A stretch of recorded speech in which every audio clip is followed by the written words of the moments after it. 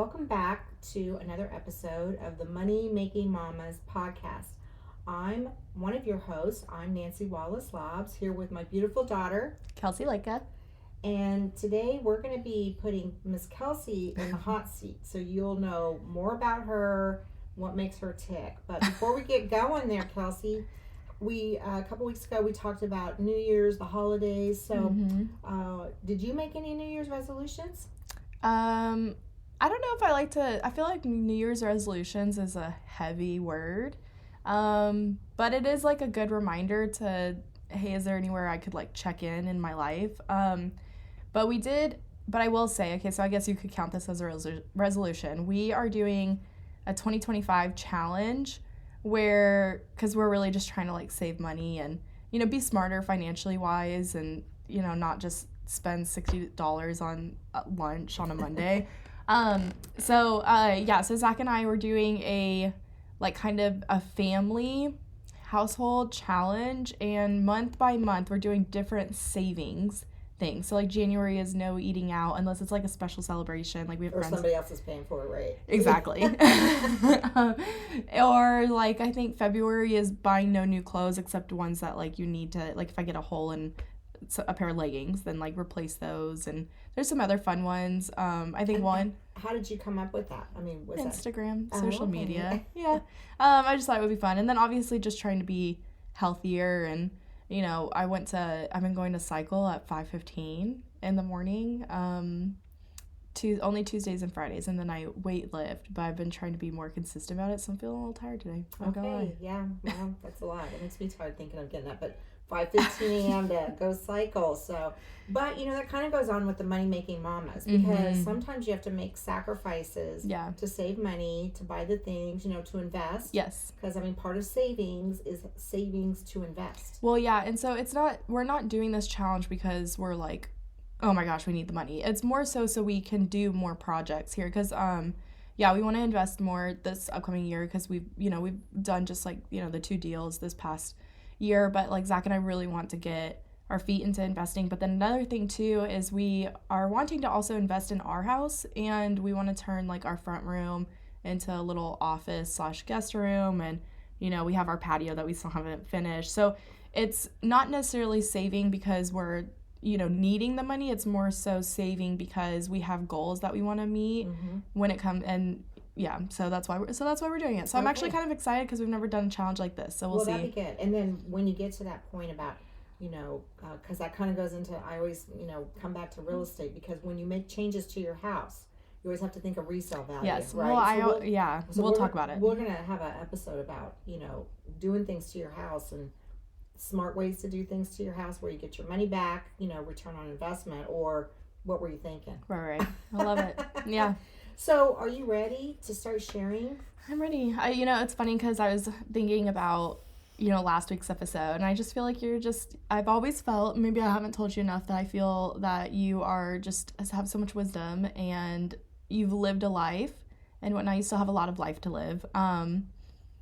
So it'll be, I don't know if I'll have that many wise words for everybody out there, but maybe more funny stories than anything.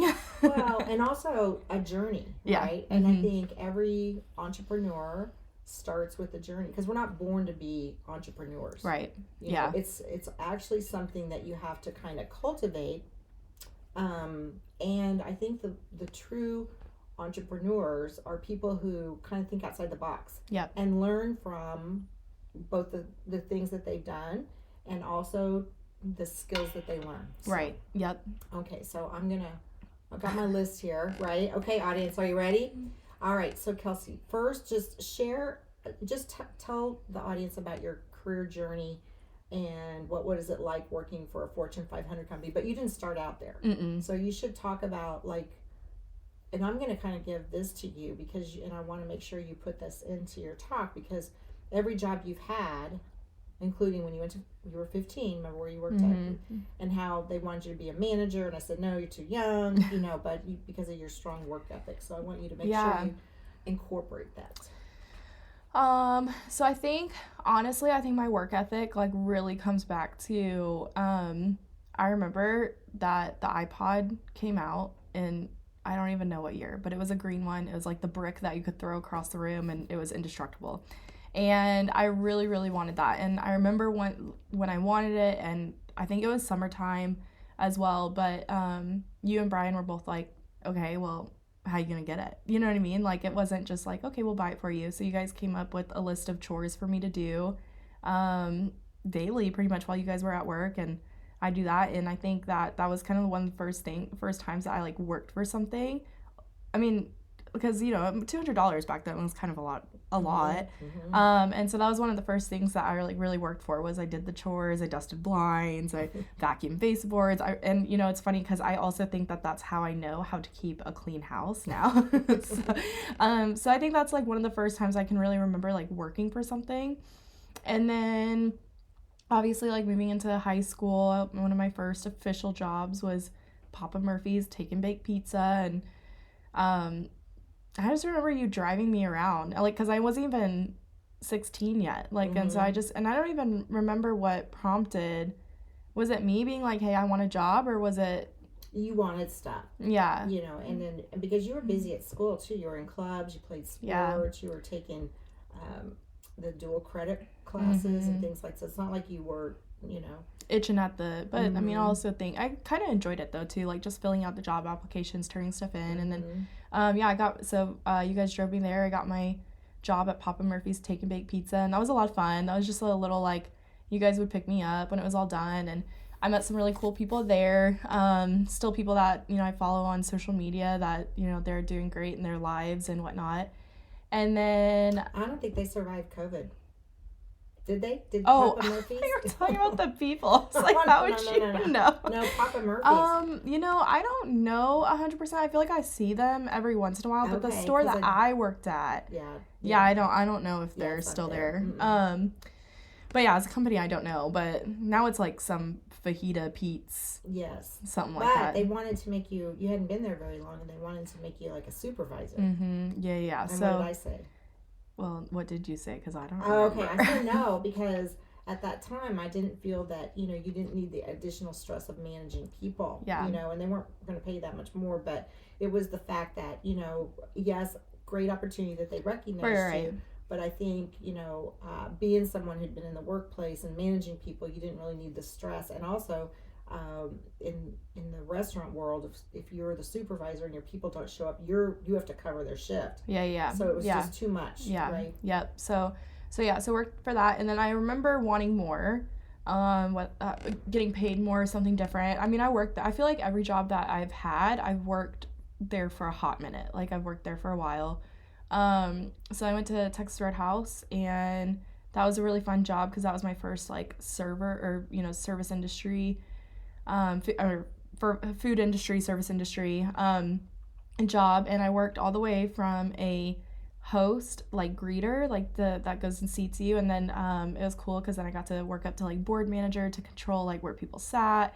And then I did to-go orders, and then I went up to serving after that. And then I went and worked at another restaurant that was kind of family business. I really, really enjoyed that. And then I became a bartender. So it was really cool because I feel like besides management position, like I really there's really only a handful of positions within the food industry, and I stand by it that I think everyone should work in the food industry or be a server or something at that, because it just is a different skill it gives you. It does. I mean, customer service. Yeah. Right? I mean, you make more tips if you have good service. But even then, like just having it's like the face, but then I did meet some really fun people, but then I also I remember, I guarantee these people will not listen to this podcast, don't even know, but like my first time serving a table was at Texas Roadhouse, where I was a waiter, and this couple came in. It was my very first table, and they ordered, so like Texas Roadhouse, you order steaks, right? For those,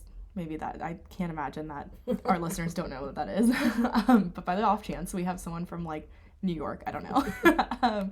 Anyways, so yeah, they came in and they ordered 2 like, I don't know, I think it was prime rib steaks, like big ones, like a good 20 ounce, medium rare.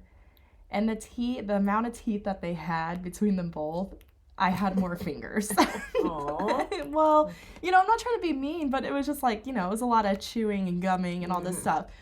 But they ate it all, and then they complained that it was like not to their liking. And I was like, oh my gosh, like, how do I even go about this? They were kind of being rude about it. Like, you guys ate the whole thing, so clearly you weren't okay with it. You know what I mean? And so I, like, just legit didn't know how to go through that. But at the end of the day, like, they always teach you customer is always right. And you are working for a tip as a server. And so I just kind of killed them with kindness. And I was like, okay, I'm so sorry. And went and got my manager. And luckily I had a really good manager and all that. But I just remember that being my first table of just, like, what are the chances that these people that, like... Do you think they were kind of scamming it? I think maybe. Maybe. Who knows? Anyway. Not that I'm jaded, so. So anyway, so cut to, so then after that, was a bartender, and that was a lot of fun. And then, college, and then I graduated from college, and I went to Texas State, and then I went to UT Dallas. And at UT Dallas, I got my emerging media and communications degree, which is kind of a combination of social media and marketing. And I supposed to go to an insurance company, and that was probably the one job that I was just like, no, I don't want to do that. Like, I had to take a test for it and all this stuff. I failed the test, and then they were like, well, it's okay, you can still start, and you take the test in a couple of days. And I had no desire to study for the test. And, again, I've always felt like I need to put my best foot forward and things like that. And I've always tried to do, like, the right thing. And this is probably, like, one of the moments in my life where this was probably not the most right thing, but I called them, like, 2 days before I was supposed to start, and I was like, yeah, no, I'm not going to be in. Yeah, we had that conversation, though. Yeah. And I said it was better to do it then than to, like, start and have them basically waste their time and money, training somebody that's not even going to be into the job. So. Well, and also, luckily, I had worked so much, and I had saved so much. Yes. And so, like, I had it's not like I was... like, I needed the job tomorrow. Like, I had done a really good job working through college and miscellaneous things and whatnot. And what's the one thing that we taught you about when you... Always taught me to put half my check in savings, half my check in checking. So that's what I did. This is kind of like a parenting moment. Because I remember when I shared on my podcast that we didn't talk about money. Sometimes we had it, sometimes we didn't. And I wanted to make sure that you understood the importance of money and how money can work for you. And so that's, we tried to instill that in you. So, okay. Yeah. So, yes, because of that, luckily I was able to, not just go to the insurance people and be like, hey, sorry, I'm not coming in, but also to, like, really take it for me. And this is not what I want to do. And luckily it worked out. I found a really good, marketing company. And I worked for them for a little while. And again, my background of customer service really kicked in because it was, client services, and they were not easy clients to work with. But at the end of the day, you just got to kind of kill them with kindness. And then after that, I had met Zach, my now husband, and he was working a sales job at Hewlett Packard Enterprise. And I would see his paycheck, and I was like, well, wait, I want that paycheck because sales always does really well. And luckily, they were hiring for an inside sales position, and even though I didn't have any background in IT, I didn't have background in sales, it kind of wasn't about that. It was just more of, hey, can you pick up, luckily the manager that I had at the time too, like, was willing to give me the chance. And even though I didn't have that background, and she was like, as long as you're willing to kind of put in the work to learn the material, like, the relationship selling comes next. And again, that goes all the way back to customer service and things like that. Let's kind of give yourself a little kudos too, because the journey, because you didn't burn the previous employers, you had good references, you had a good work history, and so when you start building on that, like in any business, that helps to propel you into the next step of your journey. No, I will say all of the managers I've always had have always been so supportive of my next step. Like, it's always so nerve-wracking going to an employer and being like, hey, I don't want to work with you anymore. And when you went to Hewlett Packard, I mean, you went as inside sales person, but then... Well, yeah, and so I worked there for a little while, and then, it's territory-based. I worked for the federal, or my customers were the Navy, and whatnot. And then, I was fortunate enough to given the opportunity to be a manager for the inside sales team, which I really enjoyed that. I didn't know that was the path that I wanted to go on and the path that I wanted to do, but I did enjoy being in management. And, I had a lot of people, I was not the best manager because I had so much to learn and it was brand new, but I had a lot of people come to me and they're like, hey, just based off of the relationship, they felt strong in my leadership skills. So yeah, I did enjoy doing that a lot, and it was rewarding when teams hit their numbers and things like that. So, but there were things that you did from your customer service that you brought into your leadership. So can you talk a little bit about that? I mean, I think it's just trying to always listen to the other side, just trying not to just be so stuck on like who's right and who's wrong and things like that, and always just trying to I don't know, it can be a weakness, but it can also be seen as a strength. But the peacekeeper, and just negotiator, yeah. Mm-hmm. So okay, all right. Well, okay. So now we're going to switch into, now you're a mom. So you left Hewlett Packard, and I had Bear and Toby. Yes, you didn't leave right away. Yeah. So sorry, I didn't mean to interrupt you. So, do you want to talk about a little? Why don't you share? Because you were on maternity leave, they had very good benefits. Yeah. You were on maternity leave for about 7 or 8 months with your first baby, right? And then, whoops. No, not whoops. Not whoops, but we wanted to have our kids back to back, and so Bear and Toby are 14 months apart, and so we wanted them back to back because Allie at the time was 10 when Bear was born. She's your stepdaughter. Yeah, she's my stepdaughter, and Zach's older than I am, so, and I also too just wanted I just wanted my kids I wanted that not chapter to be over, but I liked being pregnant, but there's some women that are all about being pregnant and some that are just like, hey, I'm ready for my kids to be here. And so do you feel that because you had your kids so close together, that was what you wanted to do personally, but from employment, did it change at your work? I mean, because you were a manager and you had been on maternity leave. So what happened when you came back the first time, and then was it a hard transition? It was, and it was a hard transition because I was gone for so long. So luckily, the company I was working for, they give 8 months, depending on the delivery, 7 or 8 months of maternity leave. And so it was so nice to have that time, because I think a lot of people ask me, well, were you sad to go back? And I was like, no, I was actually really ready. It was a significant amount of time with my kid. And also, too, I was working from home because of COVID and all this stuff, and only having to go into the office Monday and Tuesdays. And so it was a good balance.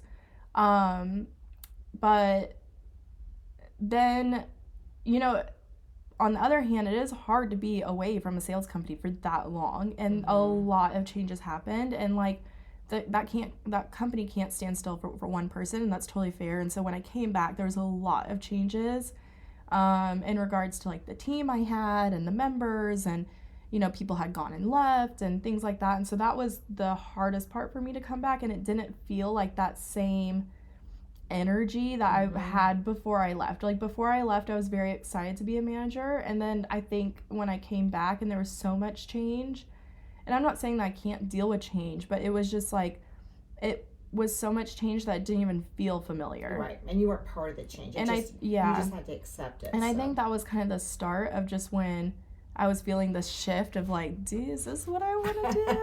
Well, and that's why we're going to jump into about being a mom. So how has being a mom changed your perspective on work and life balance?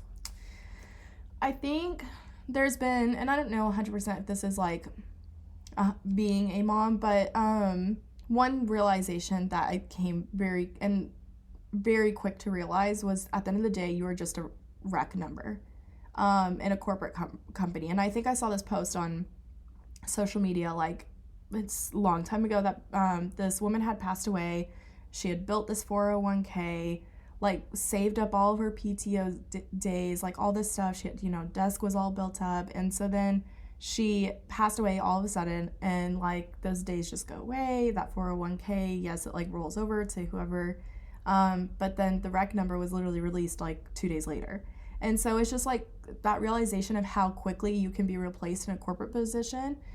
And is it worth it? I mean, obviously, yes, I'm not disregarding, like, your job at the end of the day, but, like, for me, it was, do I want to, because there was a point where, even though I was home with him from, like, he would go to daycare from 8:30 to 2:30, but my work day wasn't done until 5, and so I'd be extremely stressed trying to go pick him up from daycare, having to take meetings as a manager, and I was like, is this stress worth it? And at the time, I was pregnant with Toby, and, you know, stress for baby is not good, stress for mama is not good, and so I think that's just kind of the shift of, like, it's not worth it. Mm-hmm.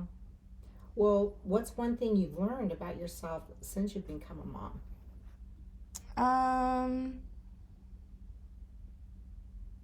No, it's a tricky one. I think that I'm just even more understanding than when I was previously. Like, I think I'm a very understanding person. Again, I like to see both sides, and now I have this whole other side I get to see. And so I think it's just more understanding for others and situations, and like to see both sides. You never know what someone's going through at the end of the day, and like, yeah, I think just understanding people in general.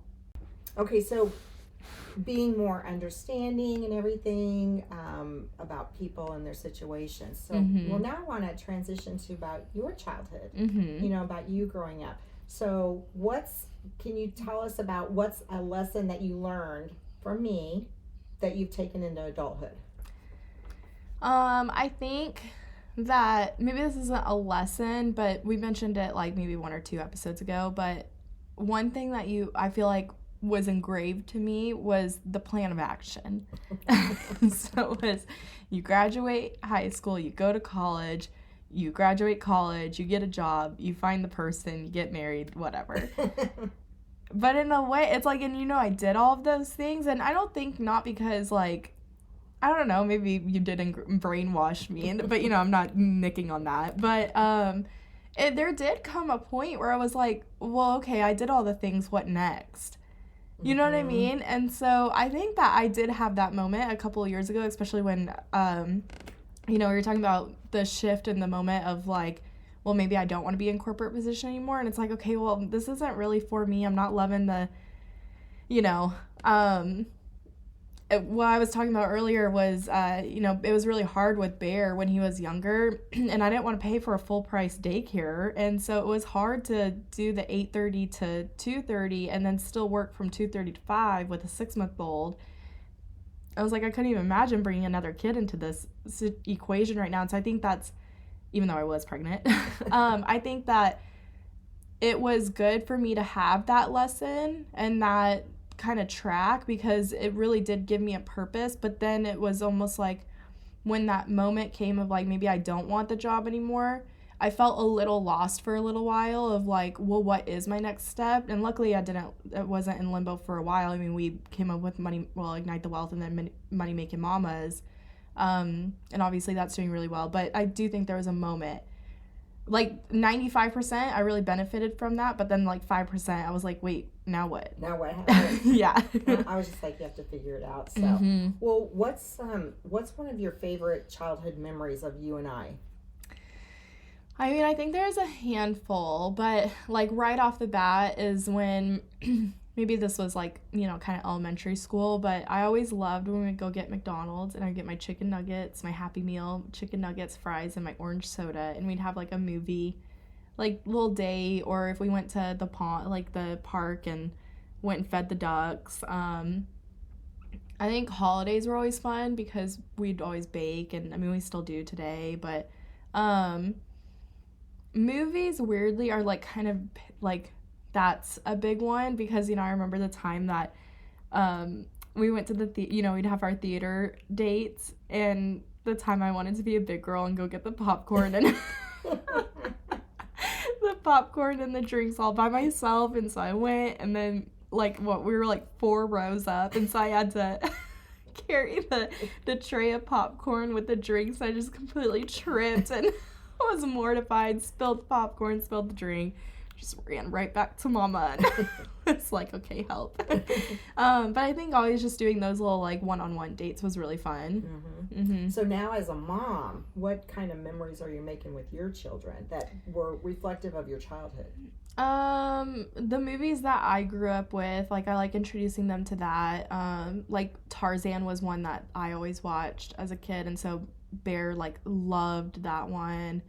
I think a goal of mine is, I mean, we went to Disney 1 or 2 times, and even though I don't remember the details of the trip, like I feel like that is just such, like that's a dream of mine to have with my kids as well. Because I'm sure in the moment it felt so magical for you. And for me, Bear and Toby like love Winnie the Pooh and Tigger right now, and so it would be just so cool. So I'm trying to convince Zach a 2025 trip to Disney. 2025 Disney. So, well, was there ever a moment? Okay, so kind of a kudo to your mom, maybe, when you realized, wow, my mom is really cool. I mean, there's been moments. I think just growing up, and maybe this is a testament to both of us, but yes, we had like our normal mother-daughter spats, like everything like that, but when I reflect on my time in like middle school and high school, there wasn't like a lot of moments where there was big fights. And again, like maybe testament to both of us in the sense of like I felt like I wasn't chained to the house, and I wasn't, I couldn't do anything. Like you'd let me go to the movies with friends, or you'd let me spend the night with friends, but then also too there was a trust factor of like, I feel like I hadn't done anything to break your trust necessarily. I feel like I was a relatively good kid. You were. So yeah, I just think that like it was nice, not like it was having time with my friends, being able to do that stuff, being able to like play sports, go do, and I feel like for the most part there was never really moments that you were, not that you didn't say no to me, but if I wanted to try something, you'd always be supportive of that. So I think your kids are young now, so we might have to ask this question 5 years from now, but how do you approach parenting now compared to how you were raised? Are you doing some similar things, different things? I think the biggest thing that I can think of, and I don't want to get reprimanded for this later, Zach and I both noticed that growing up, and I think again, like this is just, you're probably a different side of it, but I remember Brian would always say like, you got to finish your food because the kids in Africa are going to starve or whatever it is, and that stemmed probably from his childhood or, just passed on. And so I think one thing that like we've tried really being like is how our bodies feel, and like, are you, even though the kids have maybe 5 bites left, maybe they're done with dinner because they ate enough, like, and trying to recognize of just the language we have around food. Yes, I agree. I think, and I can just speak to like, being older and, our parents, because that was a thing, like in the 50s, 60s, like if they worked hard to put food on the table, and then food is seen as like, I don't know, like a family thing or an acceptance thing or whatever. So I think it's good because I think you can avoid a lot of eating disorders. Yeah. If you like you don't, like I think for a long time, like we would, like I would finish my food because like all my food has to be gone from the table instead of feeling what my body knows. So I think that's a big one that we try to do right now. Yeah. Well, tell us a funny story about what the kids have done recently that you... I don't know if it's a funny story, but like they're just wild. Like sometimes I like, majority of the time I can handle the energy, but then like sometimes those kids like, so Bear, okay, so it was kind of funny because we went to the zoo yesterday. We took all 3 kids because Allie's on winter break, and so Bear, again, we're trying not to like, because with the holidays there's cookies and candy and sweets and whatnot, and so we're trying not to be like, here's all of the sweets, but also trying not to like put this, oh, you can only have it, whatever. And so anyways, Bear has definitely learned what candy is and what it's not. And so yesterday he wanted a snack, and he was kind of having a moment of like, he was tired and he needed a pick-me-up. Like we always need a pick-me-up, right? And so I had packed 2 Reese's for lunch that I had put away for them to kind of eat majority of their food, and then I would give it to them, but I forgot because we were just moving along. So when he was having this moment, I was like, well, do you want your candy? And he goes, yeah. Oh, and so I'm like, okay, give me a second. So I'm going through the backpack, and all of a sudden I can't find it. I'm like, oh, I don't know where I put it. And so then I give him applesauce. You want applesauce? No. I was like, dang it. Oh, luckily no. I found the Reese's. We were all good. But it's just kind of funny because, and then they know the difference. They do. But so it's just funny, like, just watching them, like, just be goofballs. And then also, too, really quick, Tovi. So we had a little, like, she was a little delayed walker, not too much, but just a little bit. We had to go through this process with her, but she's walking now, all good.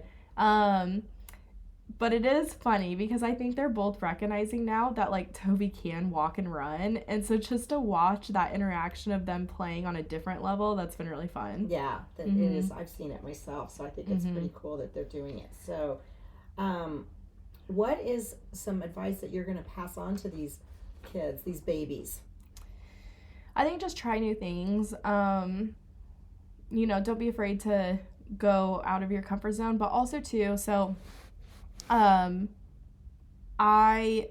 thing you asked me, what is a cool thing that you kind of let me do or whatever, but going and studying abroad was, I think, just such a transformation thing for me. And it's funny because I think a lot of people that say when I studied abroad, I know my husband, he likes to make fun of me, but it is such a memorable and such, an amazing experience. And so if Bear and Toby ever came to me and they're like, hey, I want to study abroad, I'd be like, let's do it. Like, let's go for it. And, I still had to, again, you taught me the value of money. And so it wasn't like, you want to go study abroad? Okay, cool. No, we're like, okay, well, what can you put forward? What can we put forward when we work together? Same with, college, things like that. And so, and you should mention that you went by yourself. You didn't know anybody. Yeah, so that was another thing too. So I had gotten the idea from my best friend.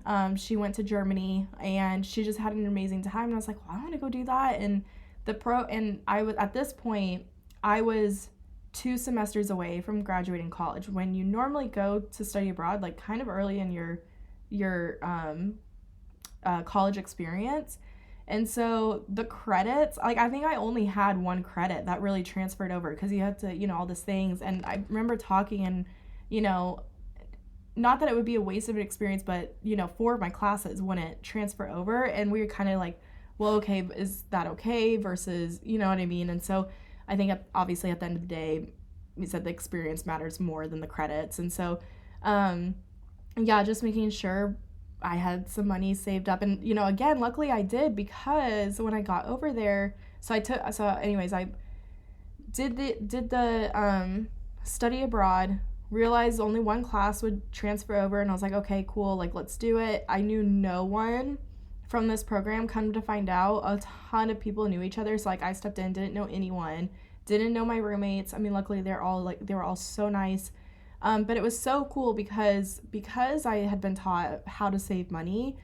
Luckily I didn't have, it's not like you guys were sending me money. I had money saved up. And I remember the first Sunday that I got to together with this group of girls who are I'm still good friends with to this day, sat down. And I didn't even realize once you get over to Europe. So I studied abroad in Prague.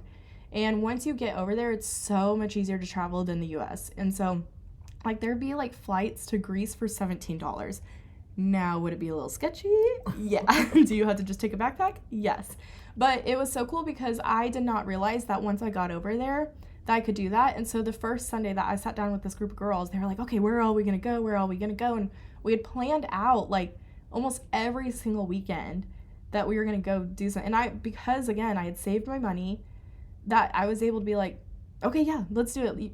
Let's go to Iceland for a 10-day trip for our spring break. Let's do it. It was so much fun. And so you traveled to how many countries while you were over there? I traveled to 17 countries. I don't know the cities, but then you guys got to come over. We got to do a huge family trip at the end of the year. I met people, and it's just so cool. And me and Zach got to go back later in life, and it was cool to show him around Prague and my favorite spots there. And so if the kids ever came to me and they're like, hey, I want to travel in the first place, that is something that I want to, if there's one thing that I can teach them in life, it's getting out of your bubble, because there's so much to offer. And you've decided to homeschool. Mm-hmm. And so that's kind of been a journey. Do you want to talk a little bit about what you've found? You know, how, I know they're young, so Yeah. you know you're starting with baby steps. But what do you want to give some tips on? I don't know if I have tips, but I'll kind of go back to why we decided to do this, and it is because time, but also too, like, I mean, the kids would be in school from like 8 to 3 Monday through Friday, and that is just so tiring for kids. And so that was one reason that we were like, well, maybe we'll, you know, try the homeschool, and we'll try it to a certain age, and if they're, you know, we'll address every single year of, you know, is this benefiting them, whatnot. We're gonna put them in stuff so they're, because I know a big stigma is socializing them, and like we're gonna make sure that they're in extracurricular activities. Both want them to play hockey and volleyball and things like that.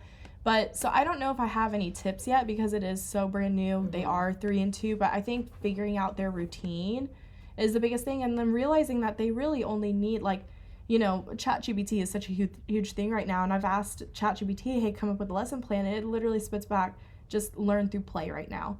And so, yeah, I think that's exciting, and then I am excited one day, like, it will be nice of, hey, let's go visit Jesse in Vienna, and we don't have to worry about school. We can go and I can teach them from there. So I am very excited for that because, and I also feel like a lot of moms that I talk to, they feel like that there's this time limit on their pre-K because they have to go to, you know, they'll go to kindergarten and whatnot, and I don't feel so stressed for that time in this period. Yeah, that'll be a whole nother topic, education for your children. So all right, well, we're going to move into some more lighthearted kinds of stuff, Kelsey. So, well, okay, it says, are you going to, like, describe me as a mom? Whoops, one of our acoustics just fell down, so that's a little ghost that we have floating around. So, if you're talking about moms, you know, what do you think are the top 3 qualities that make a really great mom? Oh, I don't know. That's a hard, like, I think just being present with your kids, loving them, and loving them doesn't mean you have to give them all these things. Like, I think just your time and presence can go beyond, like, any gift you could ever give them. But there are moments when you get stressed, right? So how do you you know, all moms face stress, right? So what do you do when you feel like you're just, oh my gosh, they're crying all day? And luckily, like, I have a partner that I can be like, hey, I need a minute, and they're like, okay, yeah, cool, I understand that. But I recognize that there's not always that situation out there, and, you know, if you don't have that built, like, luckily I have you guys, and, you know, when Zach's traveling, I can be like, hey, can they please spend the night, because I just need a night, like, things like that. But just trying to go, even if it's and I think that being an entrepreneur and being a stay-at-home mom is hard, because at the end of the day, like, you just want to chill once those kids go to bed, and that's totally fair and reasonable, and you have to allow yourself to give that time, even though you might have, like, oh, I have to do X, Y, and Z for your business. So I think time management is such a big thing, because you have to give yourself that time, whether it's a cycle class at 5:15, whether it's watching your favorite show at 8 o'clock, or a night off from being a mom or entrepreneur or a working mom, whatever it is, just giving yourself that time and being selfish about it. I think that's even if you can just do like an hour a week, you know, to refresh. And okay, so what's the most mom thing that you catch me doing as a nana? I know we could have another chapter on this, so something's coming to my mind, but I'm going to see what you have to say. Well, I almost want to see what you have to say first.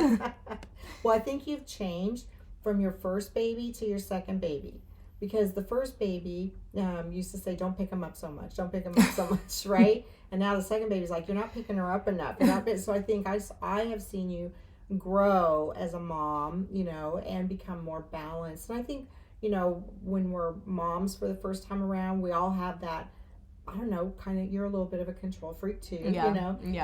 But as first time moms, you know, I can remember just, you know, I had to do everything. And I think, you know, when you have the second baby, yes, you still have to do everything, but you're not as stressed. Do you feel that way, or how do you feel about that? I think I feel it in a different way. I think I feel it in the sense of, because you're not able to give that, like, nothing compares to that first baby because you have all the time to give them.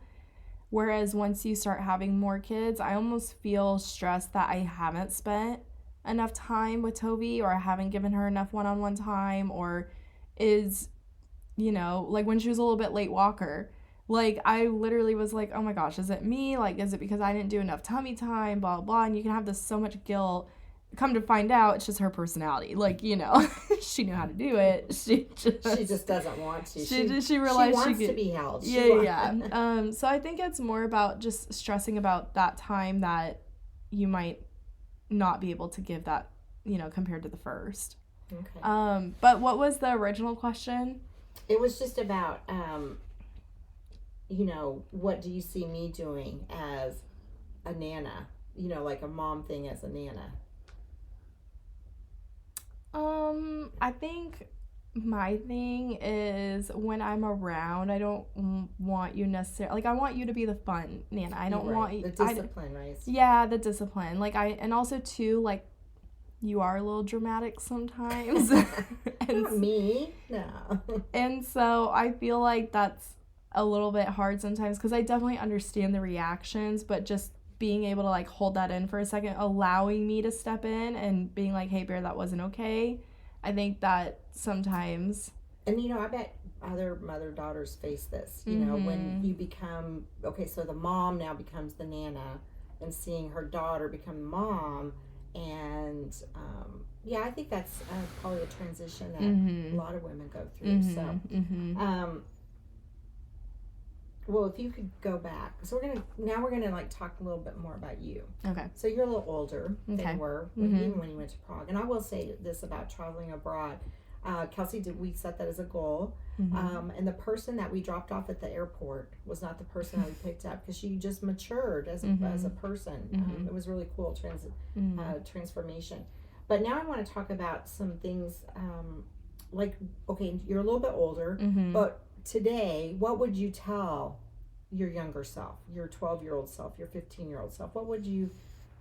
What lessons have you learned? I just feel like it's so, like, stereotypical, and, like, you hear this every day, but I just wish that I could have, like, lived in the moment a little bit more because it just passes by so fast. Like, I look at Allie, who's 13, going on, like, 17. She just got a haircut. She looks great, like, but she got, like, this a little bit more mature haircut. She got, like, styled bangs and all this stuff, and all the time I see it and I hear it of just how much she wants to grow up and things like that. And obviously I don't harp on her about it all the time, but I do give her a hard time sometimes because I'm like, you just enjoy this moment, like, enjoy being this, like, weird quirky teenager that doesn't have to worry about bills and things like that. And, like, also too, not completely aware of the world. Like, I feel like when you're a kid, you're just, like, in your own bubble with your friends.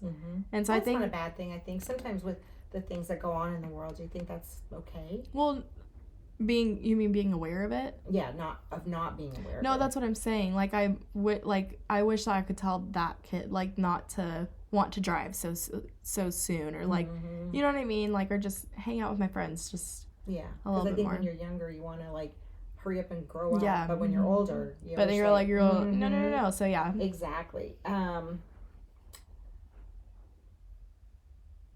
Okay, I'm looking at all these questions. I just don't know which one I want to. Oh, okay. What do you think is one habit or quirk of mine that you now have? Or maybe none. Maybe all my bad habits and quirkiness. I appreciate that I'm so organized and I've got, the project manager, I have my manager skills in me. But sometimes I wish, I'm like, why can't I just let go a little? Loosen the reins. So I think the controlness, which I think is I think that we've brought it up every single episode.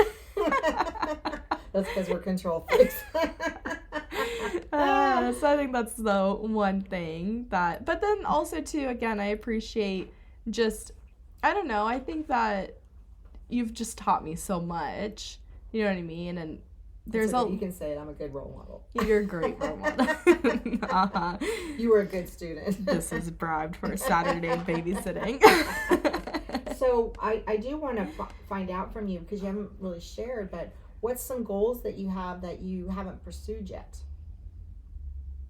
Um, I think just feeling more secure as an adult. And I feel like maybe my fellow millennials will understand what I'm talking about. But, there's like, we just did our will, like, when we had the kids. And I had never thought about doing that before. And that's you talk about, last episode we talked about being aware of, like, the end of your life. And I was just talking with a friend this morning about, people who have cancer and, like, how that is a realization that it could go one way or another way.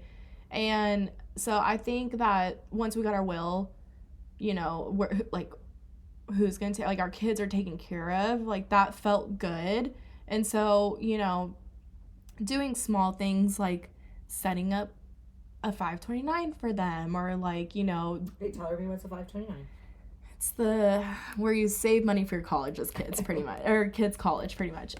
So doing stuff like that, and it's so minimal, but I feel like it just makes me feel a little bit more secure and makes can I make a plug for real estate investing with a 529? Sure, go right ahead. We talked about creative financing, but you can invest with your kids' 529 and grow that, because there's limits. Yep. Right, that you can. So that's all about another episode. But yeah, self-directed IRAs, including I think they call it a Cloverdale 529 savings account. No.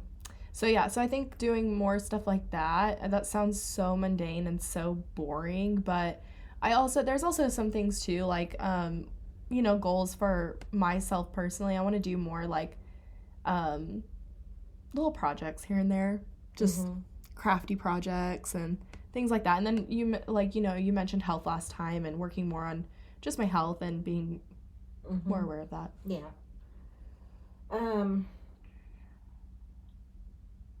Where do you see yourself in 5 years? I mean, we know because the kids. Oh my gosh. So it's funny you ask this, because me and Zach just talked about this. Yeah, and talk about how old the kids are going to be then. So in 5 years, we'll be going into... Oh, I guess we just talked about 4 years. Okay, so I'm going to change it. We're going to say 4 years. Okay, 4 years. Okay. They will be almost 6 and 5, if my math is right. No. 7. Oh, gosh. So Zach and I went to Germany and Paris and London. I think like maybe a year and a half after we met, but we left like Christmas night, I think, and we got on Christmas Day, and we spent New Year's in Paris. And Paris was never somewhere that I was like, so I'd never visited when I was over there, because I thought it was just kind of like, another New York or something like that, and thought it would be like, but I loved it. I thought it was great. I think a lot of other people have other things to say about it, but I just really enjoyed it. But it was so cool because we spent New Year's there, and we just went to, this was when they were having riots, and like it was kind of sketch. But we just spent the night in our hotel room, but it was really cool to be in this other country. Like, I mean, I had been in another state before for New Year's, but being in a new country. So we set a goal for ourselves that the next time going into 2029, so we went going in 2018 to 2019. So I guess, I don't know if this is, 4 years from now, going into 2029, we want to be like, not in Paris, but a big trip for ourselves. Okay. All right. That'll be fun. That'll be fun. Okay. So anything else you want to share with the audience about, your journey as a mom? I mean, you kind of you did have the plan. Is motherhood everything? What was the big expectations about motherhood that no one told you about, and you're just like, oh my gosh, I didn't know this? How emotional it would be.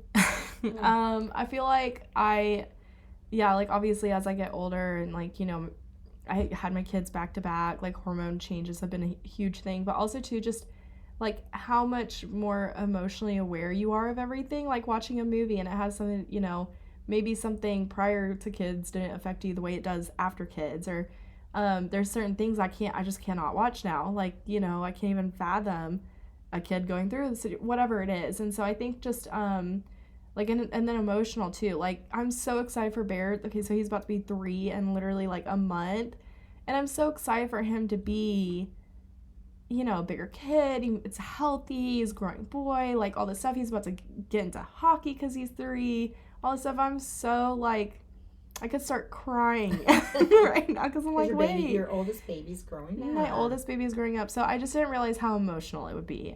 And it is a little taxing sometimes. I'm like, can I not get emotional about this? Well, I don't know about that. I don't know. So, well, Kelsey, we're ready for your quickfire session. Are you ready? Yeah, all right, here we go. I don't know how quick it'll be because I'm squinting as I'm reading this. So, all right. Favorite family tradition growing up? I think just baking cookies or holiday treats. Okay. Yeah. Right, okay. Mm-hmm. A food you'll never eat again because of your childhood? Canned beans is one of those. You shake and bake pork chops. Hamburger helper. No, I don't mind Well, I make my own healthy hamburger helper now, but like shake and bake pork chops or pork chops in general, I can only really have them like every once in a while. Or fish sticks and macaroni and cheese. I can get away with fish sticks and macaroni and cheese, but for those of you who don't know, that was some of the common things that we had on Thursday night. Shake and bake pork chops is one of those that I just cannot eat. I still like shake and bake, so maybe you need to do shake and bake chicken. I can go without the shake and bake. Okay, a moment as a kid that still makes you laugh. I think just being goofy with Jesse. There's just so many moments of like us walking to Blockbuster or like, I don't know, walking to somewhere, wherever we were walking to, because we walked a ton. And you rode your bikes. Rode our bikes. Like, I think just being... Tell everybody who Jessie is. And Jessie is my, shout out to her. We met in kindergarten, like 1999. So, however... 25 plus years. 25 plus years. In fact, I think we just celebrated our 25 years of friendship. Anyway, so she lives in Vienna now. We're still very, very close. She comes and visits when she flies in, and then I helped move her to Vienna. But, we met in Arizona, lived in Arizona, and I was so sad to move away from her. But we still remained really, really close all throughout living in Texas, and we've been more long-distance best friends than best friends in real life. Mm-hmm. Or, I mean, in person. For the long time. So, yeah, I think just sleepovers and being goofy with her. All right. So, who gives the better hugs? Me or Pops? Well, you. Shout out to Pops, but you're my mom at the end of the day. But then, at your house, who gives the better hugs, you or Zach? I don't know. It's so tough. Like, obviously, from your partner, they mean a lot. But when I come home and he's like, Mama, Mama, Mama, and just, like, wants to give me a hug, because, again, he's almost 3, and so he's very independent and will vocalize. Like, this morning I went to go get him up from bed, and, like, normally we'll hang out and chill in there for, like, 5 to 10 minutes and just be goofy. This morning he was like, go, Mama. I was like... So, it's the hugs from Zach are really nice, but the hugs from Bear when they're wanted are really nice. So he knew you were leaving, though. He's like, he was telling me to go. Go, Mama. Well, because he's excited for you to come home. Or maybe he knew Pops was coming over. No, we were in bed and he just was telling me to go. Like, get out. Get out. Go, Mama. That's funny. And I was like, are you going to go with me? And he wouldn't answer me, so I couldn't really tell what he wanted. Well, Kelsey, it was great to get to know you today. Mm-hmm. I learned some things, too. Is there anything that you want to share or that I didn't ask you that you think people would benefit from? I don't know. I think that I can't really think of anything right now, but I think that if anyone ever wanted to like talk more, maybe learn about kind of how I took a jump into real estate investing. I know we didn't want to talk about that too much, just because I don't have the background you do. I'm happy to talk about that. They should call you. You'd call me. Maybe just text me first. That's a generational thing. But yeah, so I think just if you ever have any questions or want to talk more or whatever it is. How to balance I'm a pretty open person. I like making new friends. Yeah.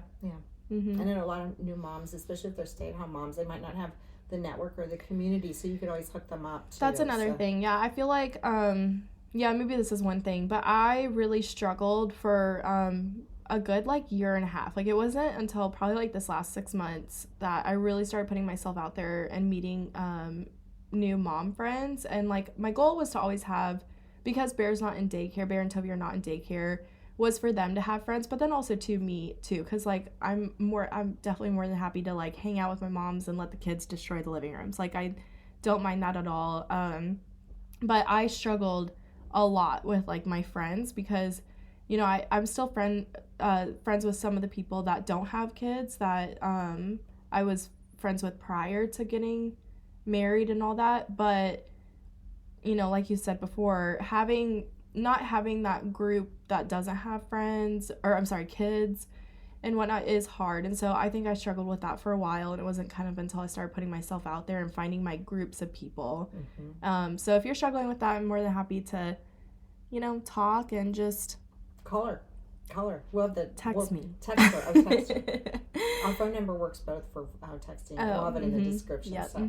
Well, I want to thank you for being so open today and sharing your story and your journey. And I'm going to ask everybody to follow us, right? And what are some other social media things they need to do? Yeah, so follow, subscribe, reach out to us if you have anything that you want to talk about or hear about. I think next week we'll talk more about money making mamas, and it will be probably a real estate investing heavy episode.